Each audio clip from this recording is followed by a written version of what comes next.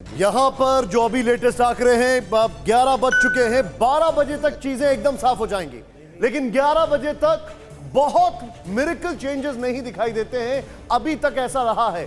122 पर एनडीए, 106 पर महागठबंधन, RJD 69, Congress 25, LJP 8, अन्य 7। एलजेपी एस्टॉनिशिंग फैक्टर है, सबसे बड़ा एलिमेंट ऑफ सरप्राइज एलजेपी इस चुनाव में रहा है। दूसरा एलिमेंट ऑफ सरप्राइज जो इस चुनाव में रहा है वो रहा है जेडीयू का इस हद तक पूरी तरीके से नीचे आना। हालांकि एग्जिट पोल के बाद ये पहले ही लग रहा था, लेकिन ये सरप्राइजिंग फैक्टर आप देखें यहां पर किस तरीके से जेडीयू 47, बीजेपी 69, यानी बीजेपी और आरजेडी ये दो बड़ी पार्टी के तौर पर यहां पर ये देखें आपके सामने ड्रोन से एक एक डिटेल मैं आपको दिखा रहा हूं। यहां पर एनडीए 122, 106 पर महागठबंधन, एलजेपी 8 सबसे बड़ा फैक्टर, 7 पर अन्य है।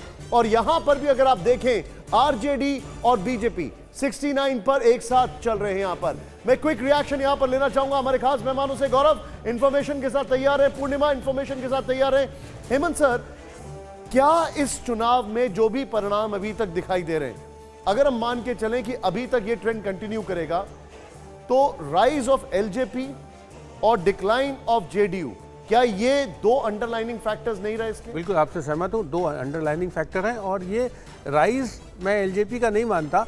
एलजेपी के पास 5 से 6% वोट हमेशा से रहे हैं जब वो रामविलास पासवान जी लड़ते थे।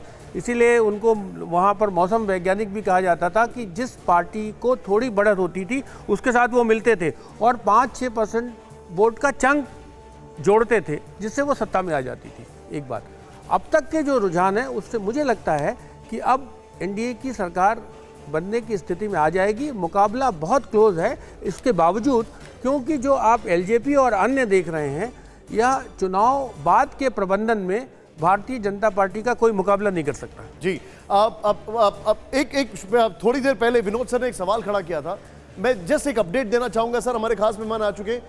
लास्ट डे, जिस दिन लास्ट डे इलेक्शन का जो था, उस दिन कैंपेनिंग का, उस दिन मैंने राजनाथ सिंह जी से यही सवाल पूछा था कि अगर आपके नंबर ज्यादा आए तो मुख्यमंत्री कौन बनेगा। उन्होंने कहा जो चुनाव से पहले वादा था नीतीश ही बनेंगे। ये अब वो बनते कि नहीं, that is a different question. Nitish के पे डिपेंड करता है कि क्या उसके पास मैंडेट है चीफ मिनिस्टर बनने का। मैं नहीं समझता कि वो एक्सेप्ट करेंगे अगर छोटी पार्टी होगी। This is the other part, ठीक है, पॉइंट मेरा अपना ये आंकलन है।